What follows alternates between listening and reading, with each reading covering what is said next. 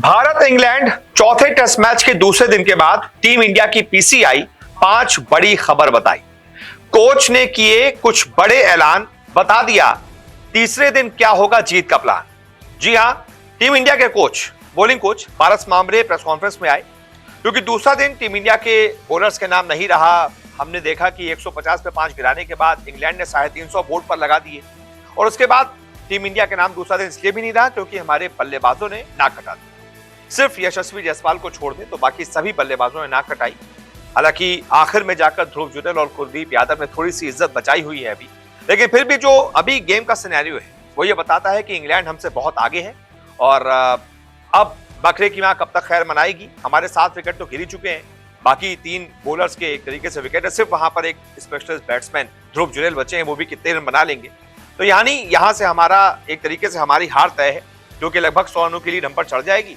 England अगर 200 भी बनाती है तो हमारे लिए आखिरी पारी में 300 बनाना लगभग मुश्किल होगा, लगभग नामुमकिन होगा। तो ये जो दूसरे दिन हमारी एक तरीके से हार हुई है, एक परोक्ष रूप से जो हार हुई है, उसके बाद टीम इंडिया के बॉलिंग कोच पारस मामरे आए और प्रेस कॉन्फ्रेंस में जब उनसे सवाल पूछा गया कि भाई ये जो आपने इंग्लैंड से ऐसे विकेट पर 150 पर 5 गिराने के बाद, आधी टीम गिराने के बाद, जो आपको 200 या 220 230 तक उनको ऑल आउट कर देना चाहिए था, आपने उनसे 350 खा लिए, इस पर क्या कहेंगे? तो कोच कहते हैं कि भाई हमने इस पर बात की है, हमने इस पर मंथन किया है, आगे से ऐसी सिचुएशन आएगी अगर कोई 2 बल्लेबाज सेट हो गए हैं, कैसे हमें किन एरियाज में बॉल डालना है, क्या प्लान करना है, हमने इस पर बात की है, लेकिन ये यहाँ बताया नहीं जाएगा। लेकिन हाँ, आगे से ऐसा नहीं होगा, इसकी कोशिश की जाएगी। यानी कि टीम इंडिया बैकफुट पर है, उसको पता है कि हमने भैया इस विकेट पर ज्यादा रन बनवा दिए। उसके बाद जिस तरीके से हमारे बल्लेबाज फ्लॉप हुए, उस पर भी बड़ी बात ये बताई कोच साहब ने कि दूसरे दिन जो है बहुत ज्यादा वेरिएबल बाउंस था, बहुत बॉल ऊपर नीचे हो रही थी।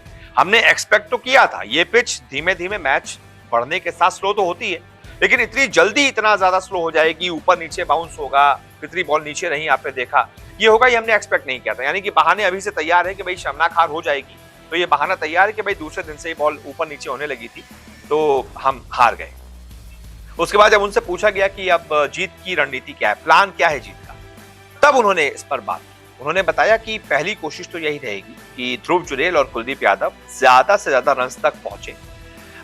जो अभी हम इंग्लैंड से 130-140 रन दूर हैं, उस अगर गैप को हम फिल कर लेते हैं तो फिर तो हमारे पास एक शानदार मौका होगा कि हम इंग्लैंड को उसकी जो दूसरी पारी है वो 100-150 में ऑल आउट करके एक मौका होगा कम से कम हमारे पास कि हमारे ऊपर ज्यादा लीड नहीं होगी तो हम वो मैच जीत सकते हैं।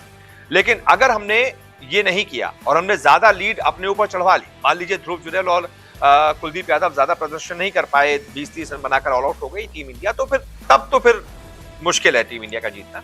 लेकिन कोच का प्लान यही है कि ज्यादा से ज्यादा रन तीसरे दिन बनाए जाएंगे, उसके बाद इंग्लैंड को दूसरी पारी में जल्द समेटने की कोशिश की जाएगी और फिर चौथी पारी में जो भी स्कोर होगा हम उसे चेस करने के लिए जाएंगे। ये भी उन्होंने बता दिया है कि हम ये नहीं है कि हम इस मैदान के एवरेज के हिसाब से जा रहे हैं, हम अपनी स्ट्रेंथ पर बात करेंगे। कोई बात नहीं है अगर यहाँ पर चौथी पारी में बहुत कम स्कोर बनता है, जो भी स्कोर होगा हम उसको चेस करने के लिए जाएंगे। तो एक तरीके से पॉजिटिव है अभी कोच साहब, लेकिन स्थिति बहुत बुरी है गुरु। एक तरीके से 60% हार निश्चित हो चुकी है। अब कोई चमत्कार हो जाए तो बात अलग है, खैर देखते हैं आगे क्या होता है। लेकिन उन्होंने तारीफ बहुत की शोएब बशीर की, जो कि इंग्लैंड के गेंदबाज है जिन्होंने आज 4 विकेट लिए। इंडिया के बड़े बड़े बल्लेबाजों का विकेट उन्होंने लिया, यशस्वी जायसवाल को क्लीन बोल्ड कर दिया, शुभमन गिल का विकेट लिया, रजत पाटीदार का विकेट लिया।